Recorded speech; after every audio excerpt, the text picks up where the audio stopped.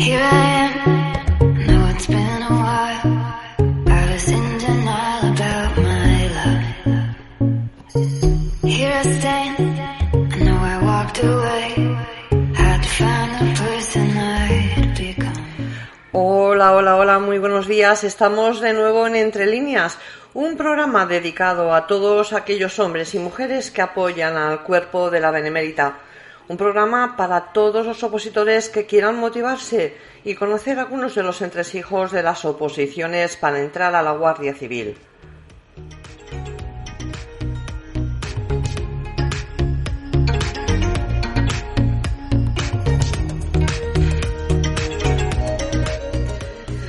Pues chicos, en el programa de hoy vamos a tener también a otro crack en cuanto a las oposiciones se refiere.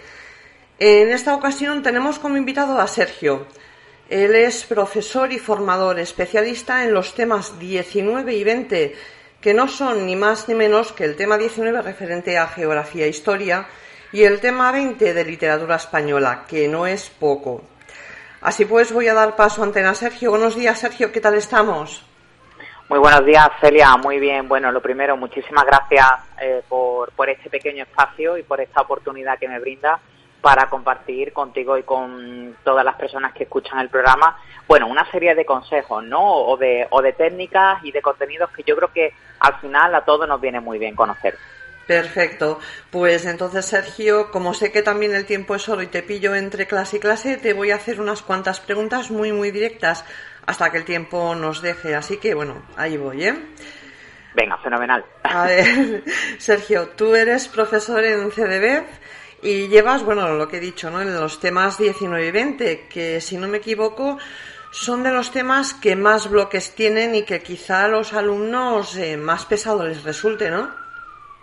Sí, Celia, efectivamente, yo me encargo de todo lo que tiene que ver con la parte del bloque de geografía, historia y literatura, y sin lugar a duda es una de las cosas o una de las áreas más complejas para los opositores, sobre todo porque hay que tener en cuenta que se enfrentan a un contenido muy vasto, como es toda la historia. Cuando digo toda la historia, es literal, es decir, vamos desde la prehistoria hasta la edad contemporánea, para que todo el mundo me entienda, desde el Paleolítico hasta perfectamente la transición democrática, es decir, con todo lo que ello conlleva, y a veces es muy difícil sintetizar. Y por otra parte, lo que tiene que ver con literatura sí que es cierto que es algo más acotado, porque se refiere solo a la parte de la literatura en la Edad Media, es decir, de la baja y de la plena Edad Media, además de la alta Edad Media. Y claro, sí es cierto que quizá en literatura es un poco más fácil sintetizar, ¿no? O crear bloques, pero aún así es muchísima información, es muchísima extensión de contenido,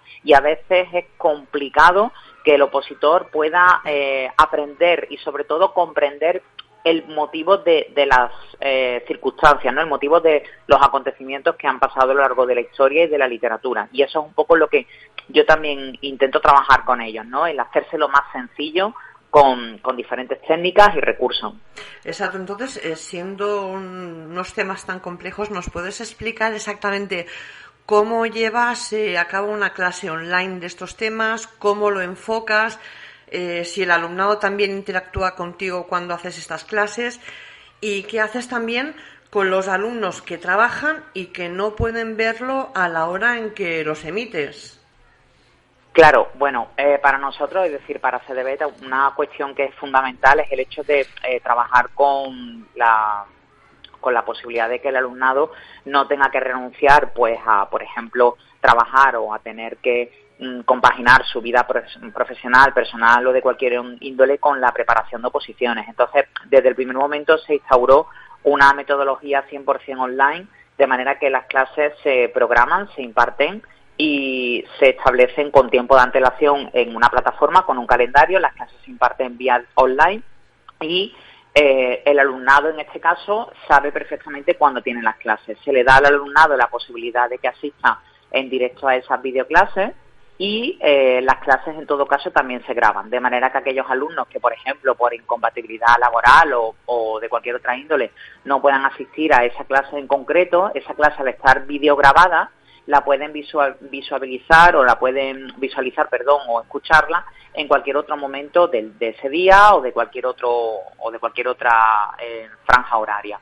Entonces, la dinámica siempre es la misma, es decir, se plantean las sesiones formativas, se marcan en un calendario.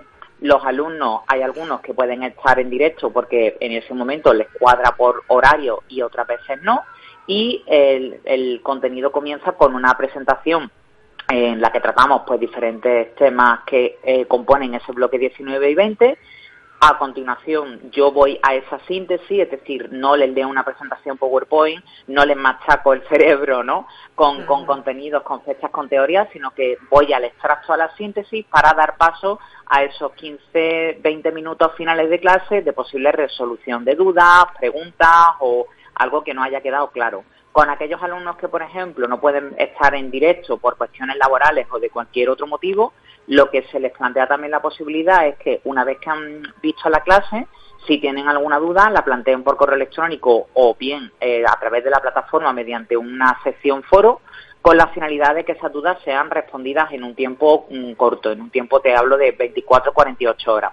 Entonces, de esa forma, tanto los alumnos que asisten en directo como los alumnos que no pueden asistir tienen en los dos casos una confirmación y una recepción de la información que les llega y les permite avanzar en el estudio, es decir, no quedarse atascados en algo que no han entendido y quedarse un poco desiertos, ¿no?, sin saber hacia dónde ir, sin saber cómo responder a esa pregunta. En todo caso, tienen ese acompañamiento bien de una manera o bien de otra. Porque también me comentaste que a veces también tienen dudas muchos alumnos y haces un huequecito en tu clase, sí, para resolverlas, ¿no? Sí, claro, eso también es algo que es muy interesante porque además se genera un feedback comunicativo muy propicio al hecho de que el alumnado empiece a intercambiar preguntas. A muchas veces, por ejemplo, las mismas dudas o una duda o 4 dudas son compartidas entre ellos. Entonces, por operatividad mía como profesor y también por gestión del tiempo de ellos, en lugar de, en mi caso, por ejemplo, responder 5 veces las mismas 5 preguntas que tienen 5 personas distintas, se centralizan todas las dudas, se dedica a ese espacio de resolución de dudas grupales y entonces el alumnado aprovecha esa ocasión para, por ejemplo, aprender de esas otras preguntas que alumnos pueden tener y de las respuestas que yo puedo dar y que también ellos puedan ofrecer. A mí me interesa, y sobre todo es algo que hago mucho con ellos, generar una ventana abierta al debate. Es decir, vincularles mucho el contenido, bien sea de historia o bien sea de literatura, o con el presente actual o con un presente relativamente cercano o un pasado relativamente cercano que han conocido, de forma que entiendan que no es un contenido estanco, es decir, que no es un contenido remoto, que es el contenido de, Dios mío, me tengo que meter en la cabeza que es Grecia, que es Roma, que horror, esto no le tengo yo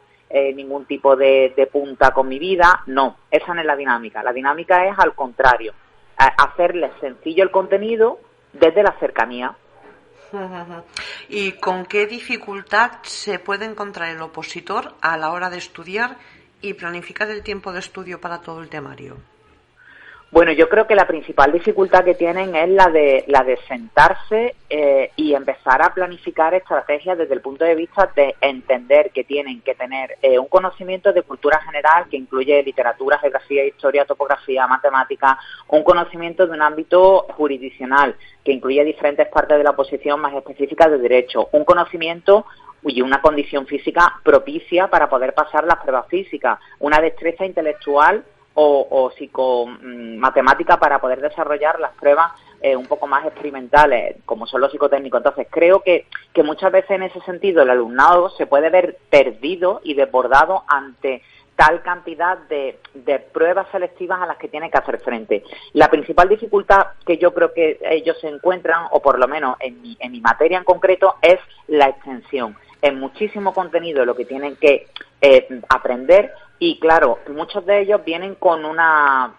rémora de sistema educativo previo, es decir, vienen de, por ejemplo, haber cursado secundario o bachillerato y tienen aún esa memorabilia de la literatura se me daba mal, la historia se me daba mal, yo me la ampollaba, la vomitaba, pero no entendía nada. Entonces, claro, nos encontramos con un problema de base que ahora en una oposición es difícil de solventar. Por eso yo insisto mucho en el hecho de que la estrategia que yo les intento dar a ellos es que, por ejemplo, en mi caso, en los bloques, en el bloque 19 y 20, los agrupen precisamente por familias temáticas. Es decir, si por ejemplo tenemos un bloque tan vastísimo en contenidos como es historia, que agrupen esos temas de historia por etapas históricas. Por ejemplo, Grecia, Roma, Egipto, Mesopotamia, Edad Antigua. Todo lo que tiene que ver con Edad Media, Alta, Plena, Baja Edad Media. Por ejemplo, Reconquista Cristiana, Al-Ándalus. Todo lo que tiene que ver con edad contemporánea, edad moderna, es decir, Primera Guerra Mundial, Segunda Guerra Mundial, Revolución Rusa. Entonces, de esa manera, a ellos también les puedes dar la clave de que trabajen con una estrategia de agrupación de contenido. En el tema 20 de literatura hago lo mismo, es decir, en lugar de que se estudien las obras o los autores literarios de manera aislada, les propicio que hagan como packs, como bloques de autores y obras, y entonces así les puede facilitar un poquito el proceso de estudio, que ya de por sí es muy complejo. Yeah. Y si tenemos en cuenta la dificultad de los temas de la prueba de conocimientos y la cantidad de preguntas de cada tema, ¿podemos planificar también el tiempo de estudio de cada tema para obtener un mayor rendimiento en el examen? Sí, sin lugar a dudas. Yo creo que esto es fundamental. Es decir, creo que además les permite optimizar muy bien los tiempos y ser eficiente. Yo siempre he pensado, y además lo constato por un montón de informes, estudios y demás que se han realizado en universidades, que el concepto de la eficiencia o de la eficacia, y sobre todo en el ámbito estudiantil o académico, no responde tanto a la cantidad de horas que una persona implica en el proceso de estudio. Muchas veces pensamos que 15 horas al día son las horas óptimas para aprobar una oposición, cuando se nos olvida que si de esas 15 horas al día estamos realmente 3 de mente presente y el resto de mente ausente, pues resulta que estamos perdiendo un montón de tiempo, que no lo vamos a recuperar. Es más eficiente el que focaliza mejor el proceso de concentración en unas cuantas de horas al día, sean 8, sean 6, sean 3, sean 5, pero que sean realmente eficientes, que el que está en la biblioteca o en el escritorio calentando la silla. Pasa lo mismo que con un trabajo, porque una oposición hay que tomarla como un trabajo. Entonces, en este sentido, sí que es muy interesante que se planifique el tiempo de estudio desde la eficacia. Por ejemplo, si una persona es más productiva por la noche, porque tiene un horario, un biorritmo búho, que se le llama, pues no tiene por qué estudiar por la mañana si por la noche le va mejor. Si, por ejemplo, una persona es más eficaz por la mañana, que planifique en las primeras horas del día, que tenemos más energía, que tenemos, digámoslo así, más receptividad a aquellos temas que le van a resultar más complejos, y no al final del día, porque por ende, pues ya al final del día estamos cansados, tenemos las neuronas ya machacadillas. Entonces, si, por ejemplo, en mi caso yo soy opositor, se me da muy mal las matemáticas y todo lo que tiene que ver con la parte de topografía, no me lo puedo plantear para estudiármelo a las 7 de la tarde, porque es probable que me distraiga con el móvil o que me distraiga mirando lo que está haciendo la persona de enfrente. Es más óptimo si me lo pongo a las 9 de la mañana, que estoy fresco, que estoy recién despertado y mis neuronas están descansadas, que hacerlo al final del día. Entonces creo que aquí también lo que viene siendo la planificación respecto a tiempo de estudio, más escoger franjas horarias en las que uno se encuentra descansado a nivel mental, es muy importante, porque de lo contrario lo único que estamos haciendo es que estamos sometiendo al sistema cerebral a un desgastamiento y a una extenuación que no nos lleva a nada. De ahí la continuada y bien conocida frustración del opositor. Es que he estado 15 horas al día estudiando, es que no he aprobado. Claro, ¿cuántas de esas 15 horas durante tantos meses o años han sido realmente bien aprovechadas? Y ahí pocos podrían responder, o pocas personas pueden responder con sinceridad, todas, porque es inhumano. Es decir, nadie está 15 horas al día 100% concentrado en lo que hace, nadie, porque además hay un índice de concentración máxima que es de 1 hora y media. A partir de 1 hora y media nuestro índice de concentración decae, y entonces necesitamos un pequeño reset de 5 minutos, de 10 minutos, para después volver a reconcentrar y a concentrar la mente en ese proceso de estudio o de memorización. De lo contrario es que es absurdo, o sea, es que no tiene ningún tipo de finalidad pedagógica ni docente. Ya. Y mira, en la convocatoria pasada se hicieron más preguntas sobre los temas de derechos humanos, derecho constitucional, instituciones internacionales, derecho procesal penal, derecho administrativo, y, como no, las fuerzas y cuerpos de seguridad del Estado. ¿Crees que deben invertir más horas de estudio en estos temas? Hombre, yo creo que deben invertir más horas de estudio en aquella área que les generen mayor dificultad. No sé si me explico. Es decir, si tienen mayor destreza en el ámbito jurídico, porque, por ejemplo, han hecho el grado de Derecho o ADE con Derecho, o simplemente tienen, bueno, pues una cierta destreza en esa área, yo plantearía el proceso de estudio desde el punto de vista de dedicarle más tiempo a aquello que les cueste más, porque por ende va a ser aquello que les resulte más complejo de comprender y de memorizar. En cambio, aquello que se nos da muy bien y aquello que, por otra parte, nos sentimos muy fuertes en la realización de esa área, ya sabemos que contamos con esa ventaja añadida. No se trata de olvidarla, sino simplemente de focalizarla en otras áreas de la oposición o del estudio que nos requieran más de nosotros. Entonces, sí que creo que lo ideal aquí sería invertir más horas de estudio en aquellas áreas o partes de la oposición que generan mayor problemática, sin menoscabo de olvidar el resto. Al final, una oposición no es más que un proceso estratégico en el cual una persona tiene que garantizar que lleva todas las diferentes partes del proceso selectivo de la mejor manera que pueda o que en definitiva tenga en su mano. Entonces sí, en definitiva creo que la inversión del tiempo de estudio va, en mi opinión, muy relacionado o debería ir muy relacionado con aquello que en principio nos genere mayor problema para dedicarle ese esfuerzo adicional frente a reforzar o repasar aquello que sabemos que se nos da muy bien. Y en cuanto al tiempo para hacer el examen, ¿crees que es mejor empezar a responder por los temas más fáciles e ir bajando de nivel hasta acabar por los más difíciles? Entendiendo también que cada alumno, pues los temas más fáciles o difíciles son distintos. Bueno, yo creo que aquí la pregunta, en mi opinión, está muy bien formulada, pero sí que es cierto que, claro, que evidentemente, como tú decías, cada alumno, los temas más fáciles o difíciles son muy subjetivos, ¿no? O son muy variopintos, pero sí que es cierto que a la hora de enfrentarse a una prueba, la forma de hacerlo, de nuevo, vuelve a ser una estrategia. Es decir, a muchos opositores les asusta el hecho de que cuando van por primera vez a un proceso de examen se encuentran con muchísimas personas en una sede de examen. Eso ya impone, la verdad, porque hay muchísimas otras personas que están compitiendo por lo mismo que tú, te ponen nervioso o nerviosa. Segundo hándicap, te sientan en una sala y de repente empiezas a ver a personas que entregan el examen mucho antes que tú o que directamente parece que se van sin responder nada. Eso te pone nervioso. Entonces yo creo que lo importante aquí sería, primero, concentrarse en lo que uno tiene en las manos y, segundo, para precisamente empezar bien el examen, ir, en mi opinión, sobre las preguntas más difíciles, que posiblemente sean las que nos requieran más tiempo para pensar, y luego dejar las preguntas que a priori sabemos con absoluta certitud.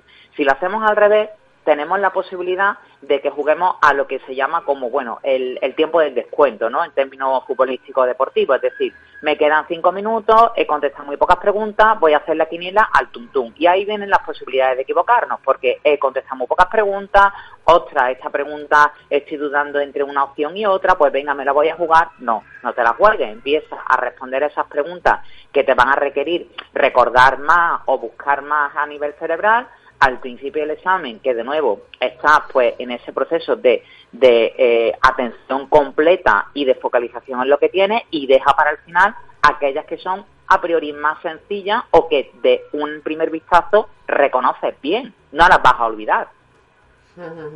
Porque, bueno, más o menos viene a ser la misma pregunta. El opositor se enfrenta a una prueba difícil de entender.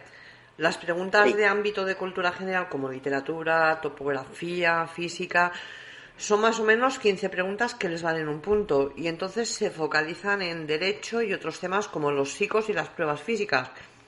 ¿Qué tácticas crees que deben aplicar para estudiar todo? Para mí el principal consejo sería no dejar partes fuera del proceso de estudio, y es un error muy frecuente. Bueno, pues como topografía, literatura y física, química y matemáticas, pues me valen en total un punto y me pondrán 15 preguntas o a lo mejor alguna que otra más, bueno, pues da igual, lo dejo. Es que ese es un error además que se paga muy caro, porque ese error es un punto, y un punto es estar dentro o estar fuera. Luego viene, pues es que he estudiado mucho, es que me llevo matando en las pistas de atletismo ya, pero es que ese punto es crucial, y ese punto viene de no haberte mirado esta parte de la oposición, que te podrá gustar más o menos, pero que está claro que opositar no es plato de buen gusto. Nadie escoge opositar por agrado. O sea, entonces hay que tener en cuenta que el mero hecho de permitirse el lujo de descartar en un proceso selectivo en el cual los filtros previos de acceso son muy bajos, pues se paga muy caro en el proceso selectivo. Yo, el principal error que veo aquí sería el decir, esto no me lo estudio, y esto me lo estudio como si se me fuese la vida en ello. Al final estás descartando y estás jugando a un poco la ruleta rusa con lo que eso significa. Es mejor que lleves todas las áreas de la oposición completa o medianamente completa, que lleves 4 muy bien, 2 regular, una fatal y otra directamente a lo que me pueda encontrar, a la quiniela.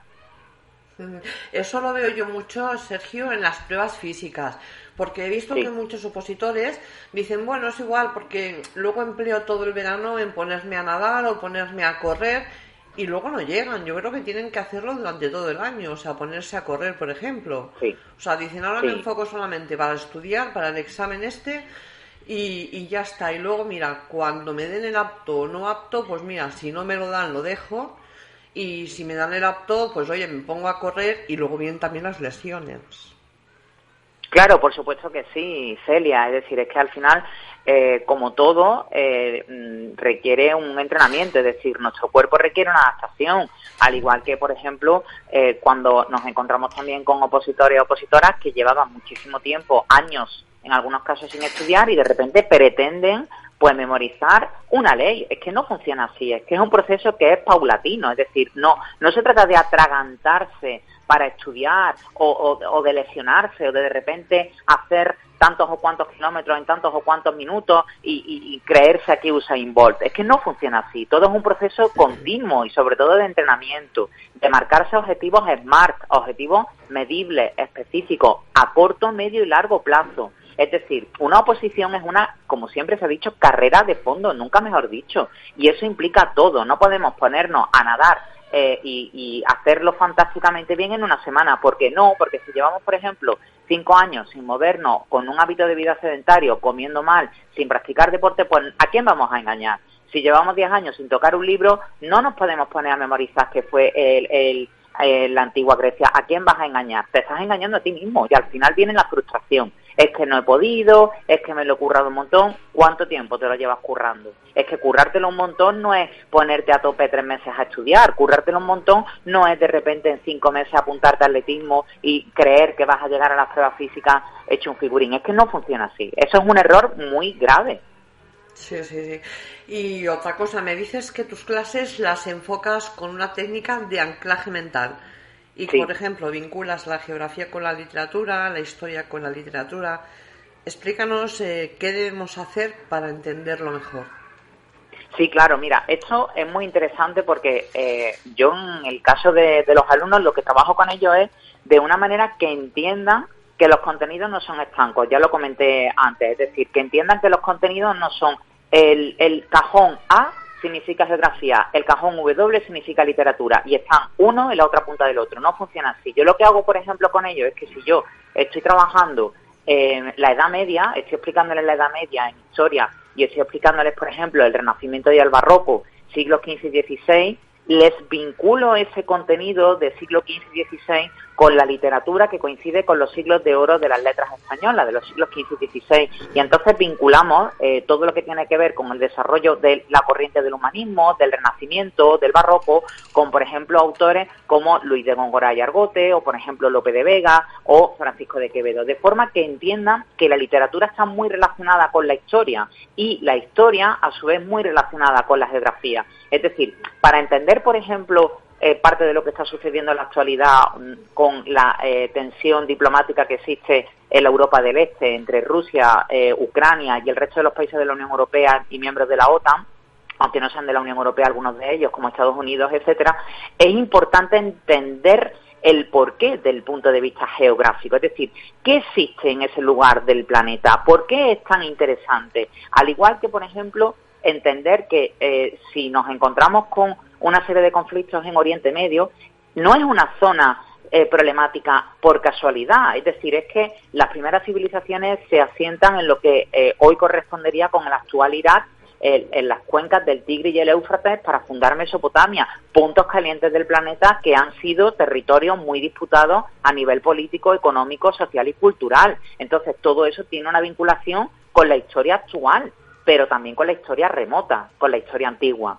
Entonces, yo juego mucho con ellos a saltos al pasado y a inmersiones del presente, para que entiendan que el presente es parte de ese pasado. Esto es fundamental, esto en historia siempre se hace, pero en esta oposición aún más, para que, sobre todo, repito, entiendan que el concepto A no es independiente del concepto W, sino que A y W están perfectamente vinculados. Entonces, con esa técnica de anclaje, a la hora de ellos poder estudiar, recuerdan muy bien, por ejemplo, cuando se enfrentan al apartado de literatura, de la literatura de los siglos de oro, recuerdan muy bien lo que vimos del renacimiento del barroco en el punto de vista o en la posición artística o histórica del apartado 19, del bloque 19.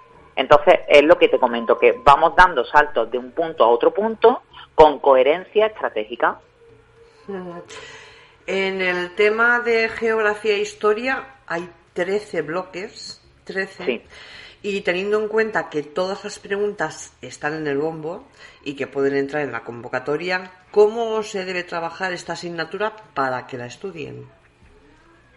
Yo creo que es fundamental trabajar desde el punto de vista de quedarnos con la síntesis. Es decir, está claro que si van a preguntar preguntas rebuscadas, van a pillarlos, pero bueno, van a pillarlos a ellos y también van a pillarlos a un opositor, te lo digo con total honestidad, de secundarias de geografía, historia y historia del arte. Es decir, si las preguntas son estas, como se suele decir, a maldad, pueden hacer mucho daño. Si son preguntas normales y si son preguntas asequibles o estándar, la forma en la que ellos deberían abordar esta asignatura sería desde la comprensión de conceptos elementales. Por ejemplo, si estamos hablando en la Segunda Guerra Mundial del porqué de la Segunda Guerra Mundial, del auge de los totalitarismos, del auge de los fascismos, del auge en definitiva de la ideología de extrema derecha, que recuerden cuando estén estudiando ese contenido qué está sucediendo en los últimos años en Europa, con formaciones políticas que tienen ese corte ideológico, con Amanecer Dorado, con Vox en España. Es decir, que hagan esa unión de un concepto con otro. Entonces, creo que les puede venir muy bien entender los contenidos buscando similitudes o bien con el pasado o bien con el presente. También, por ejemplo, para todo lo que tiene que ver con la parte de la edad antigua, por ejemplo, con Grecia y con Roma, hay películas como Gladiator que muestran muy bien el Imperio Romano, es decir, que muestran muy bien ese concepto del pan y circo, el concepto de el imperio, de primero la monarquía, posteriormente la república, en este sentido, a través de recursos audiovisuales como son películas y series, se puede también trabajar ese concepto desde el punto de vista de la evolución de la historia y de esa manera que ellos lo comprendan de una forma mucho más pedagógica, no tan árida como es decir, me tengo que meter en la cabeza, pues por ejemplo, todo lo que tiene que ver con, ¿qué te digo yo?, la Revolución Rusa, por ejemplo. Yo también les insisto mucho a ellos, porque como además en este bloque 19, en este tema 19, en este pack, hay una parte de historia del arte, yo les fomento mucho el hecho de que si pueden visiten museos. Y alguien puede pensar, pero este hombre, ¿qué está diciendo? Sí, visita un museo. Si, por ejemplo, estamos hablando de nuevo de Roma y vive en una ciudad en la que convives con el patrimonio arqueológico romano, como puede ser Córdoba, como puede ser Segovia, visita el acueducto de Segovia, contempla las obras civiles que los romanos realizaron para entender mejor, si luego te preguntan en arquitectura de Roma, la magnificencia de la arquitectura de la propia cultura romana. O si, por ejemplo, si te cuesta mucho entender los órdenes dórico, jónico y corintio de Grecia, visita alguna iglesia que tenga algún capitel y que tenga un orden dórico, jónico y corintio. Reconócelo en la contemporaneidad, en la calle. Y así, a la hora de encontrarse una pregunta en el examen, podrán reaccionar de una manera inmediata. Sí, porque teniendo en cuenta que para las oposiciones a Guardia Civil en el tema de la historia entra desde la prehistoria hasta la historia contemporánea, hay que ser muy sintéticos para que los alumnos no se aburran al estudiarla y lo dejen de lado. ¿Cómo focalizas tú este bloque? Hay que tener una estrategia muy buena para este tipo de temas, ¿no? Sí, hay que tener una estrategia fundamental. Hay que tener una estrategia, primero, fundamental de comprensión, que partimos de un, digámoslo así, enfoque rupturista. Los alumnos que se enfrentan a esta parte la asumen como el que asume derecho, es decir, yo me tengo que meter en la cabeza tantos o cuantos artículos, me los tengo que aprender cuál papagayo, cuál loro, para escupirlo, vomitarlo. Pero es que en historia esta táctica no nos funciona. Nos han hecho creer en el colegio, en el instituto, quien sea, o el sistema, o profesores o profesoras, que la dinámica de estudiar historia es empollar, sin entender. Y eso es un error elementalísimo. Lo primero, comprender. Lo segundo, plantear, por ejemplo, técnicas de estudio como esquemas, resúmenes, mapas mentales, infografías, trabajar con técnicas como el visual thinking, es decir, por ejemplo, con imágenes gráficas que les ayuden a sintetizar conceptos. Y lo tercero, una vez que ya hemos hecho las fases 1 y 2, ahí sí, memorizar. Pero si no hemos comprendido antes, memorizar es absurdo. Es que esto no es aprenderse la Constitución española, vomitar el artículo 19.a, b, c, d. Es que no funciona así. Es que aquí si no entiendes lo que te tienes que estudiar, es bastante probable que luego te venga el caos de, madre mía, es que lo confundo todo. Claro, lo confundes todo porque tú no lo has entendido previamente. Y a tu entender, ¿qué temas les generan más dudas o confusión y por qué? Bueno, suelen tener mucha duda o se suelen perder bastante, quizá porque les pilla algo lejano, por ejemplo, con todo lo que tiene que ver con los pueblos prerromanos. Y fíjate que es algo que sienta la base de la civilización, porque cuando hablamos de Grecia y Roma, ok, todo el mundo ubica Grecia y Roma, vale, ok, todo el mundo ubica Egipto y Mesopotamia, pero los pueblos prerromanos se quedan ahí como en un limbo y se olvidan de la presencia, por ejemplo, de tartesos, de los íberos, de los celtíberos, de cartagineses, de fenicios, que fundan diferentes colonias en toda la península ibérica, que además crean redes comerciales. Eso lo olvidan y lo confunden. Lo confunden porque no ubican estratégicamente bien en el mapa de la península dónde estaban unos pueblos y otros. También les genera mucha confusión todo lo que era Al-Ándalus, porque además es una pregunta gazapo, típica, y que mucha gente todavía sigue asumiendo. Al-Ándalus era la forma en la que los moros llamaban Andalucía. Es un error de base, grueso, elemental. Al-Ándalus no era la forma en la que los moros llamaban Andalucía. Al-Ándalus era el concepto que hacía referencia a todas las zonas ocupadas por los musulmanes, y eso incluía Levante peninsular, incluía Castilla, parte de Castilla y León, incluía Castilla-La Mancha, incluía Extremadura, por supuesto Andalucía, y llegaba casi hasta Cataluña. Entonces, ahí les crea mucha confusión las diferentes etapas de Al-Ándalus, la constitución del califato omeya, la constitución del califato de Córdoba, la disgregación de Al-Ándalus en los reinos de Taifa. También suele haber mucha confusión con la Primera Guerra Mundial, la Segunda Guerra Mundial, con el eje de los aliados, por ejemplo, con las alianzas estratégicas que se fueron creando, con el fascismo y el nazismo, dónde se extiende uno y dónde se extiende otro, con el fin de la Segunda Guerra Mundial, con la perestroika y la posterior desmembración de la URSS. Esos son como, por tratar de sintetizar, los puntos calientes que generan como mucha polémica o duda. Tienes muy claro que antes de ponerse a estudiar, el opositor debe asumir lo que va a estudiar antes de ponerse a memorizar, para comprender y luego estudiar, claro.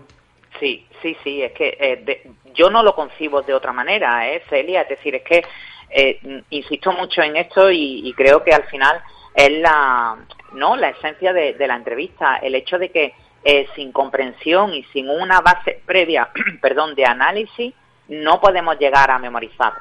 Es que no es quedarnos con 5.000 conceptos, sabérnoslos perfectamente bien, al dedillo, que no funciona así, que la base y la esencia o la dinámica es comprender primero, realizar técnicas de estudio como esquemas, resúmenes, o incluso, por ejemplo, reglas mnemotécnicas, o palabras clave, para después sentarnos y con todo ese material previo empezar a memorizarlo. pero siempre con una fase previa de comprensión. ¿Y qué tipo de material elabora CDF para poder estudiar? Bueno, nosotros a ellos les facilitamos diferentes materiales. Lo primero que siempre hacemos es que tenemos una presentación PowerPoint, que es el material que se sigue en las clases. Esa presentación PowerPoint ellos la tienen.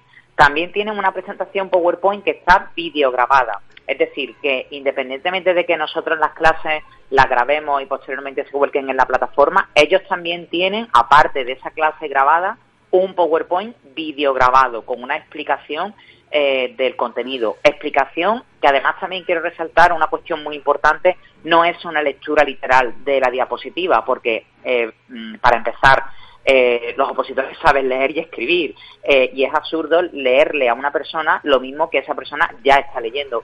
Es que lo que se consigue así es aburrir a la persona. Eso es elemental. Eso lo veo mucho, Sergio. Eso lo veo mucho y veo que también es verdad, es un error.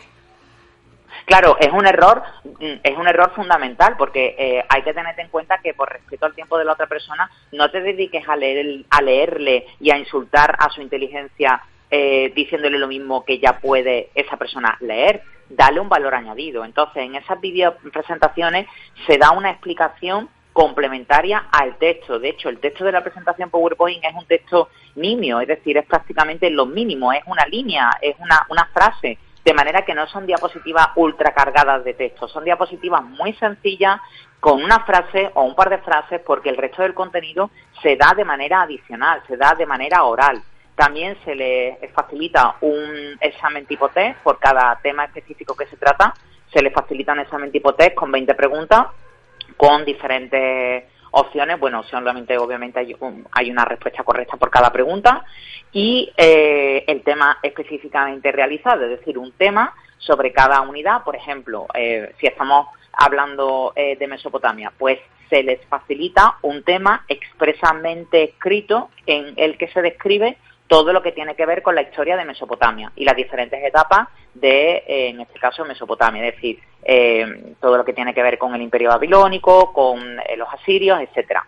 Serían esos 4 materiales de estudio: la presentación PowerPoint videograbada, la presentación PowerPoint sin videograbar, un test con 20 preguntas y un tema por cada unidad de contenido que se trata. Los temas, además, se acompañan de imágenes, de gráficos, de mapas, de manera que también no solamente sean, pues por ejemplo, 10, 15 o 7 páginas de un documento PDF o Word de texto puro y duro, sino que también se acompañen de imágenes, gráficos, resúmenes.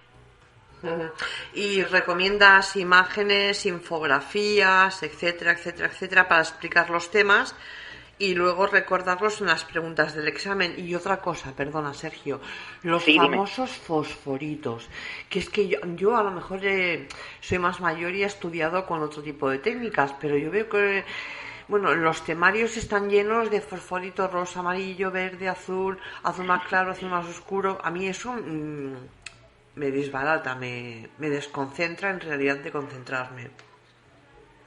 Bueno, vamos por partes. Yo sí que recomiendo encarecidamente que se trabaje con material visual. De hecho, bueno, a nivel pedagógico docente existe la metodología del visual thinking o del pensamiento visual, que implica que mediante la utilización, por ejemplo, de infografías, de gráficos, de imágenes o de composiciones visuales, se puedan recordar muy bien conceptos. Entonces, está muy bien que incluyan ese tipo de materiales en sus procesos de estudio, porque les puede permitir o les puede facilitar la comprensión y la memorización de los conceptos que posteriormente van a tener que responder en el examen. Yo, sin lugar a dudas, lo recomiendo. Recomiendo que con un esquema o con una infografía que, por ejemplo, concentre muy bien, pues ponerte el caso, los diferentes autores que fueron referentes en cuanto al máster de clerecía y al máster de juglaría, si eso les puede venir bien, adelante. Por ejemplo, que trabajen con algún tipo de imagen en el que se describan algunas de las obras más importantes del siglo XV en cuanto a la poesía, o que, por ejemplo, les ayude a entender bien por qué hablamos de el Quijote de Cervantes y la Celestina de Fernando de Rojas como dos de las obras cumbres del siglo de oro. Entonces, yo lo recomiendo. Y después, respecto al uso de los fosforitos, ¿no? Los fluorescentes, Sí. como tú dices, yo creo que al final es una técnica de estudio. Hay quien, por ejemplo, le va muy bien con ceras, hay quien, por ejemplo, le va muy bien con lápices, con posi, hay quien, por ejemplo, incluso ya llega a un nivel pro, bajo mi punto de vista, que utiliza estos rotuladores que se utilizan en manualidades, que tienen así como texturas, con relieve. Bueno, yo creo que ya aquí entraríamos en el apartado de filias y fobias, ¿no? Y que cada uno se organice como pueda. Yo creo que al final es una cuestión de visualización. Hay quien, por ejemplo, le va muy bien con diferentes fluorescentes y hay quien, por ejemplo, pues le va muy bien con un único fluorescente. Lo importante no es fluorescente rosa, verde o azul, sino que escojan la forma de subrayar que escojan. Tampoco pretenda que si una página incluye 5.000 caracteres, tú te metas en la cabeza los 5.000 caracteres, porque es que no es coherente. Tendrás que seleccionar la información, que es algo que también se ve mucho en la biblioteca, ¿no? Al hilo de lo que tú comentabas de los fosforitos. Sí. Se ven los fosforitos, pero también se ve páginas enteras subrayadas. Entonces, ¿para qué subrayas? Exacto. si te lo subrayas todo, ¿para qué lo subrayas? Pero es que además a veces veo un párrafo de 3 líneas y hay 4 colores distintos. Entonces yo creo que eso es un poco de caos, no sé, pero lo que dices tú, yo creo que cada uno tiene su técnica, ¿no? Pero al final... Sí, yo creo que no ayuda. Yo creo que eso no ayuda, en mi opinión. Yo creo que eso es más bien una cuestión estética y muchas veces para, bueno, para hacer poder la en un foto. momento...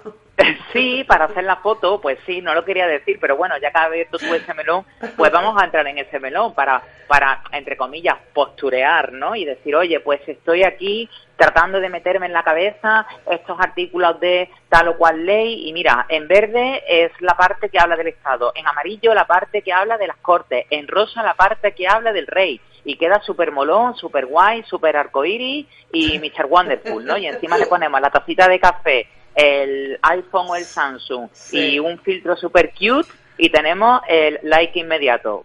Sí, es que me saca de quicio por eso, ¿no? Porque digo, es que es una forma también de, no a malas, no a maldad, pero de engañar un poco a otros opositores, de decir, ¿cómo estudia este? Mira, oye, qué bien le va a hacerlo así, ¿no?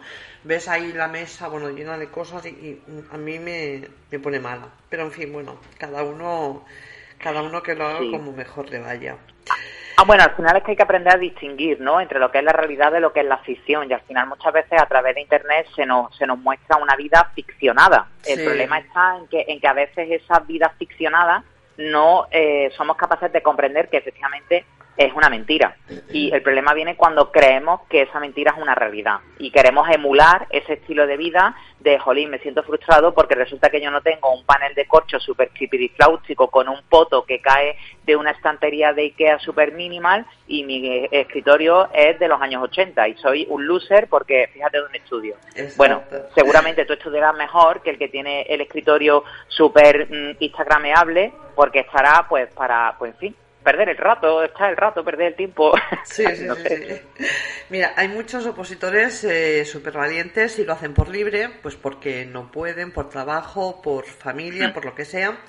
¿Nos puedes explicar cómo buscar palabras clave para vincular conocimientos, para ponernos en el contexto y perder el miedo al módulo de geografía e historia? Bueno, yo para empezar he de reconocer la gran valentía que tienen estos opositores y opositoras de quererse enfrentar a un proceso selectivo tan arduo como es una oposición y en concreto esta, que ya sabemos todos que los últimos años han incrementado la dificultad con estos bloques de cultura general y hacerlo encima solo o solas. Es que para mí tienen un mérito, siempre lo tienen todos y todas, pero creo que estos estudiantes aún más, ¿no? Porque es que es como, Dios mío, te estás enfrentando a algo grotesco, tú solo, tú sola, y madre mía, ¿no? Qué fortaleza, qué energía. Creo que sería muy interesante la utilización de keywords o palabras clave que les ayude a unir conceptos. Por ejemplo, si estamos hablando de fascismo, nazismo, pues hablamos de Segunda Guerra Mundial. Por ejemplo, si estamos hablando de todo lo que tiene que ver con arco polilobulado, policromía, arco de medio punto, estamos hablando del arte islámico, que a su vez responde a la Edad Media. Si, por ejemplo, estamos hablando de dórico, jónico, corintio, basa, columna, estamos hablando de Grecia en la Edad Antigua. Si estamos hablando, por ejemplo, de papiro, jeroglífico, madraza o, en su caso también, hieratismo estático, estamos hablando de Egipto. Entonces creo que a través de 4 o 5 keywords o palabras clave pueden unir esas keywords con bloques de contenido y así ayudarles a entender mejor lo que luego van a ver en el tema de forma específica. Y en cuanto al tema de arte que también llevas, ¿cómo lo enfocamos, el concepto de arte, para contextualizar mejor las preguntas? Bueno, también es muy importante porque al final el arte a lo largo de la historia de la humanidad se ha convertido en un fiel reflejo de la sociedad, es decir, el arte siempre ha existido para reclamar aquella injusticia o para, por otra parte, servir como instrumento de poder para precisamente quienes controlaban las sociedades. Entonces, es interesante que se aborde el concepto del arte no como, de nuevo, un cajón desastre, sino como un cajón muy interesante que además nos da ese efecto bisagra a la hora de unir conceptos. Por ejemplo, para que todas las personas que estén escuchando la entrevista lo puedan entender. Si estamos hablando de, en este sentido, la magnificencia de la escultura griega, esa magnificencia de la escultura griega no es casual, está muy inspirada del hieratismo estático de las esculturas egipcias, ¿no? De esa frialdad que imponían las esculturas a los faraones, el conjunto el conjunto de esculturas de Miserinos, que representa ese hieratismo, esa frialdad, ¿no? Esa presencia del poder, de como era una figura, una deidad, había que rendirle esa pleitesía. Entonces creo que es muy interesante que el arte lo una a los diferentes temas que tienen que estudiar. De forma, además, que si, por ejemplo, estamos hablando de un cuadro como es La libertad guiando al pueblo, de Eugène Delacroix, con el tema de la teta al aire, ¿no? Cuestión, además, muy polémica en las últimas semanas, a través del tema de Eurovisión, lo ubiquemos en el momento del romanticismo. Entonces, que comprendan sobre todo que el arte tiene mucha relación con lo que ellos estudian, no desde el punto de vista solo de tengo que enfrentarme a esto porque quiero aprobar una oposición, sino como un elemento consustancial a la sociedad humana, como algo que ha existido desde el origen de la humanidad, que no ha desaparecido. El opositor se enfrenta a una prueba selectiva en donde hay un filtro muy selectivo y que con la ESO, al menos todavía este año, pueden presentarse. ¿Qué les aconsejas cuando dicen que no tienen suficiente baremo? ¿Qué perfil académico suele tener hoy en día el opositor? ¿Se presentan más opositores con carrera? Celia, aquí hay un poco de todo. Hay opositores que, por ejemplo, debido a la coyuntura del mercado laboral, pues han optado por reciclarse y, bueno, pues hay opositores que son diplomados, licenciados o graduados y que han dicho, bueno, pues no encuentro trabajo de esto, o lo que ahora mismo encuentro pues no me conviene, y entonces pues directamente entro aquí, me preparo estas oposiciones y a ver qué sale de aquí. Y luego hay otros opositores que, por ejemplo, pues lo tienen muy claro y quieren acceder a el cuerpo selectivo por, definitiva, tradición familia. Luego también hay opositores que directamente pues se quedaron en la secundaria porque empezaron a trabajar muy jovencitos o jovencitas porque no les gustaba estudiar y se han dado cuenta después de 10 años de, como se suele decir, ¿no?, pegar cornada. O como decimos por aquí, por Andalucía, es decir, en definitiva, pegar muchos tropiezos que harían otro tipo de vida. Entonces, los perfiles son muy diversos, pero sí que es cierto que hay una dinámica, y es esa queja de, es que no tengo baremo. Bueno, pues si no tienes baremo, ponte a trabajar en ese baremo. Y trabajar en ese baremo no implica trabajar en paralelo a la oposición, porque al final es un error también muy frecuente. Es decir, pues por ejemplo, es que el tema de los idiomas lo empiezan a valorar, es que el tema de tener bachillerato lo empiezan a valorar. Bueno, pues yo me voy a apuntar a bachillerato por la mañana y por la tarde a una academia. Y por las tardes, noches, los fines de semana, me voy a la pista de atletismo. Sí, claro, o sea, eso no te lo crees ni tú. O sea, hay que ser honesto y hay que ser sensato. Entonces, lo que uno no puede pretender, volviendo a la pregunta un poco de la actividad física y no del proceso de estudio, lo que uno no puede pretender es poner la marcha del 0 al 100 en cuestión de 6 meses, y en 6 meses me voy a poner a estudiar lo que no he estudiado en 15 años. No funciona así. Hay que hacer una fase previa, es decir, hay que plantear que la oposición no es la oposición, sino lo que yo denomino la preoposición. Es decir, a ver, ¿tú qué elementos tienes en la mochila? O sea, ¿qué ingredientes tienes para preparar un plato suculento? ¿Qué tienes y qué te falta? Analízate, hazte lo que se llama un DAFO, ¿no? Un debilidades, amenazas, fortalezas, oportunidades. Y a partir de ahí, posiciónate frente al resto de el mundo o tus competidores. Entonces, plantea qué te falta. Por ejemplo, ¿tienes poco baremo? Ok. ¿Qué puedes hacer? ¿Qué está en tus manos? ¿Tienes la posibilidad de, por ejemplo, conseguir más puntos por idioma? Apúntate a una academia, pero no por el mero hecho de echar el rato, sino porque necesitas esos puntos. Ok. Ahora, ¿quieres tener más puntos porque necesitas tener bachillerato y no lo tienes? Plantéate sacarte bachillerato, pero no lo hagas en paralelo a una oposición, porque entonces ni bachillerato ni oposición.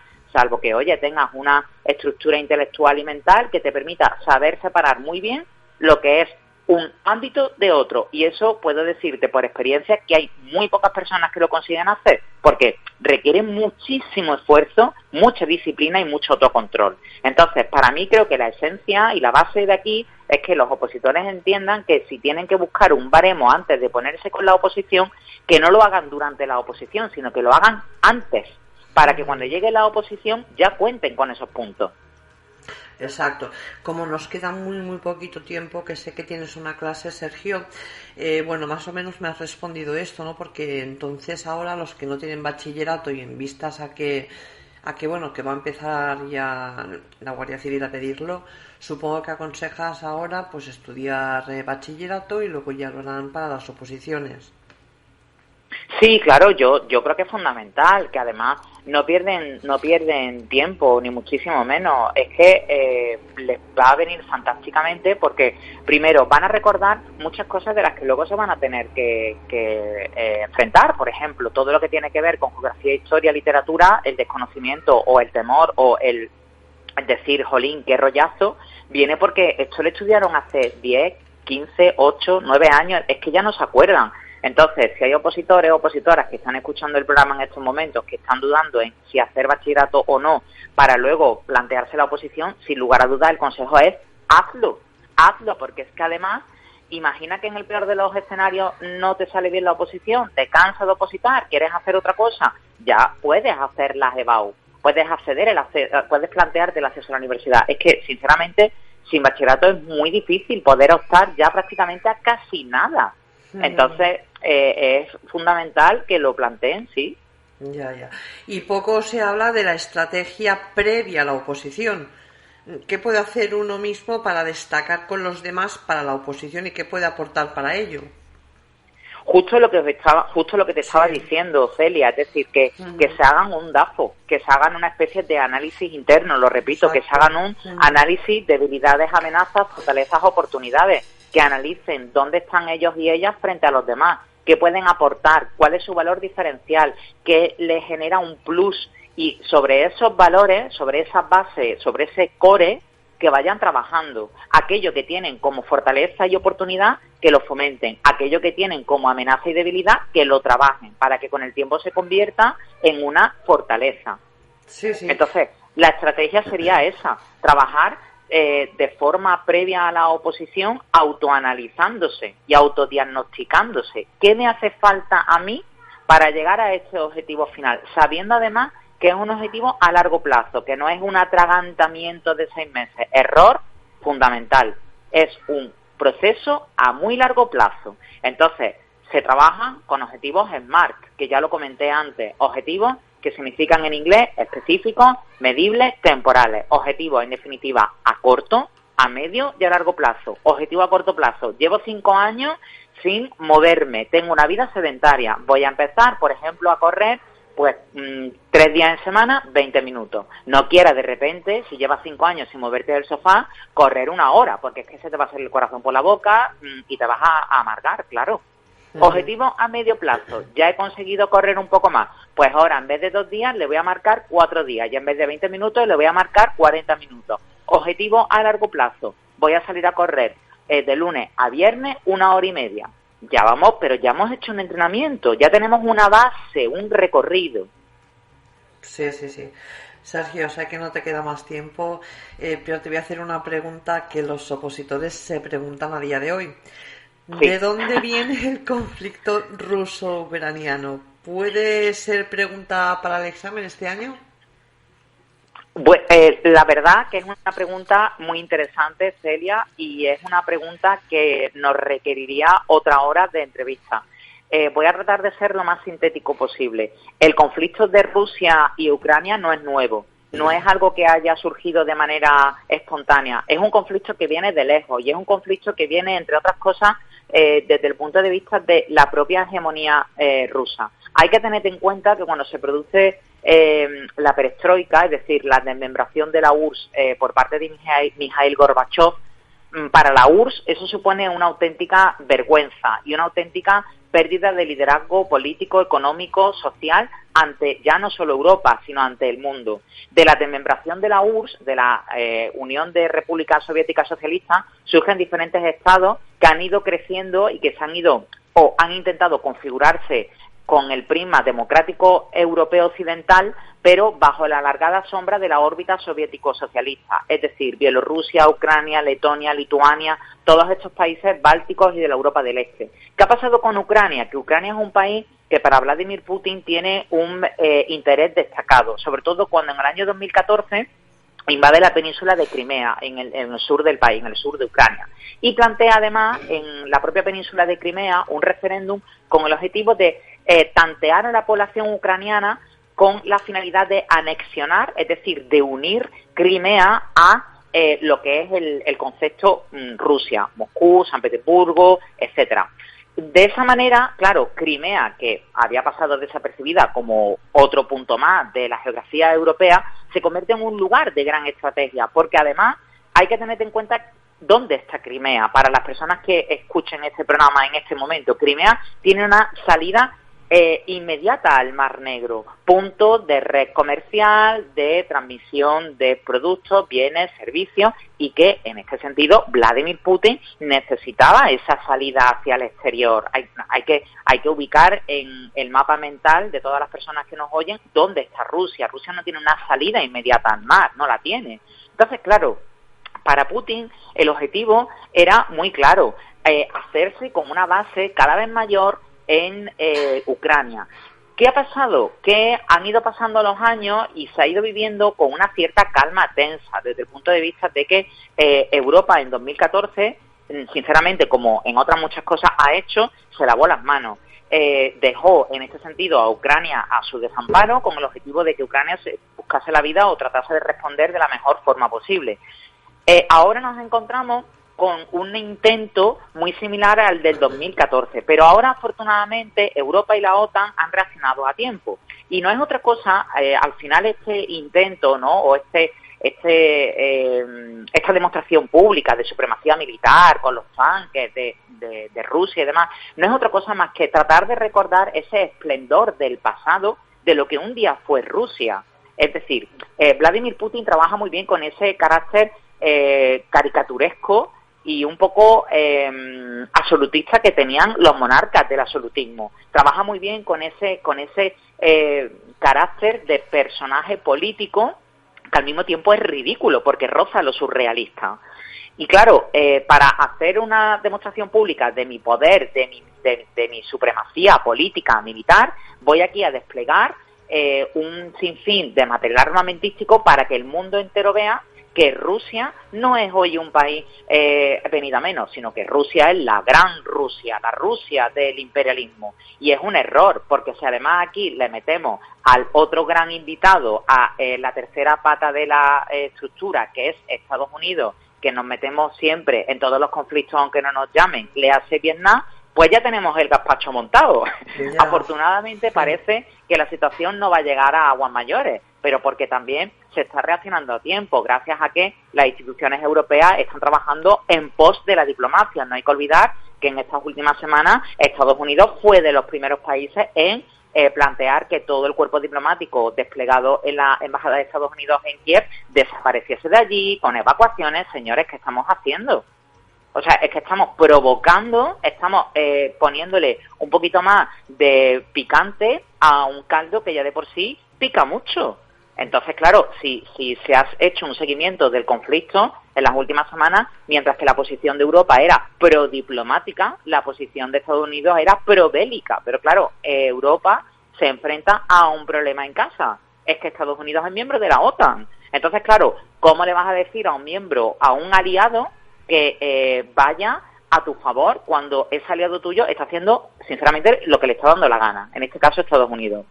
Y volviendo o contestando a la pregunta, a la segunda que me hacía, puede ser que sí, que sea una pregunta susceptible de ser planteada, porque no deja de ser plena actualidad, que además está muy vinculada con lo que los opositores también estudian, con el apartado de las instituciones, el apartado de qué es la OTAN, cuando se constituye, qué países forman parte de la propia OTAN. Entonces, no está de más, en mi opinión, que los opositores tengan un conocimiento más o menos amplio o lo más completo posible de lo que ha sucedido y de lo que, oye, podría suceder, que eso no lo sabemos ninguno, pero que ahora mismo, a priori, las opiniones de los expertos apuntan a que poco a poco se va a producir una retirada y que no va a llegar a más.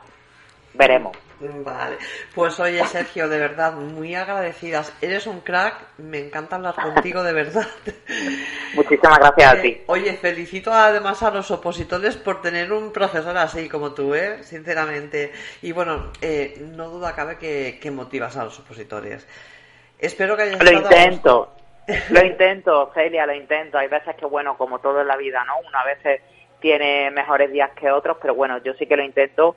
Y al final creo que es fundamental, sobre todo, Celia, cuando se trabaja encima con un canal online, porque claro, es que si yo no tengo a nadie delante mía, entonces si yo no transmito entusiasmo, pasión, si yo no transmito compromiso, ni actitud, ni en definitiva ese empuje, pues el opositor pues apaga y desconecta, ¿no? Entonces yo muchas veces digo, a ver, chicos, venga, escuchadme, que no sé si me estáis poniendo de fondo como el que se pone un podcast, que no quiero que esto sea un podcast, quiero que estéis aquí, o sea, quiero que estéis en tiempo y hora, y no escuchándome mientras que estáis, ¿qué te digo yo? Pues preparando un puchero para mañana y ya dejarte la comida hecha. No, quiero que estés aquí porque es nuestra ventana. Entonces, claro, es muy importante que se trabaje con ese compromiso de la comunicación, ¿no? De transmitir, en definitiva. Pues nada, Sergio, y yo espero que hayas estado a gusto. Te invito cuando quieras a participar de nuevo en el programa. Sí. Y bueno, nos vemos y hasta la próxima.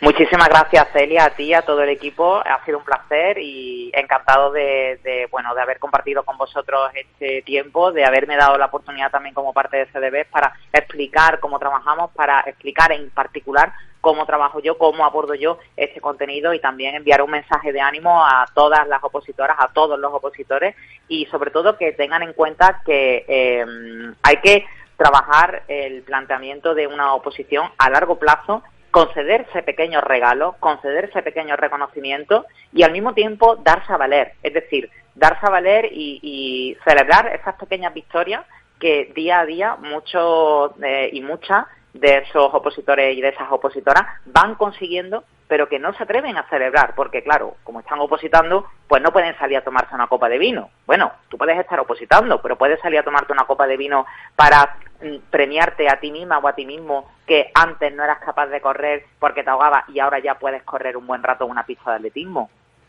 por ejemplo. Ya.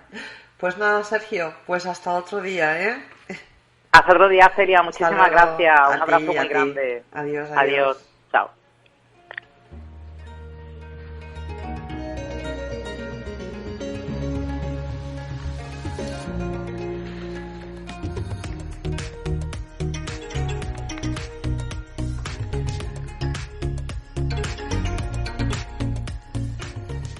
Opositores, espero que el programa de hoy os haya servido para orientaros de cómo podemos enfocar el temario y sobre todo estos temas que a veces pensáis que no deberían incluirse en este tipo de oposiciones.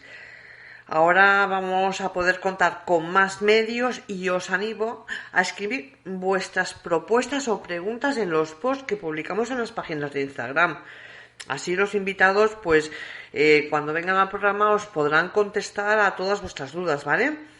Así que hasta aquí hemos llegado. Recordad que siempre podéis escucharnos en cualquier horario a través de la plataforma iVoox, en donde tenemos colgados cada programa que emitimos. Y por supuesto en nuestras redes sociales de Instagram, Twitter y Facebook. Así que hasta la semana que viene, mis queridos opositores, seguidores y familia. Nos despedimos y esperamos que el día de hoy os vaya bonito, que para males hay muchos y hoy no debería ser un día de estos.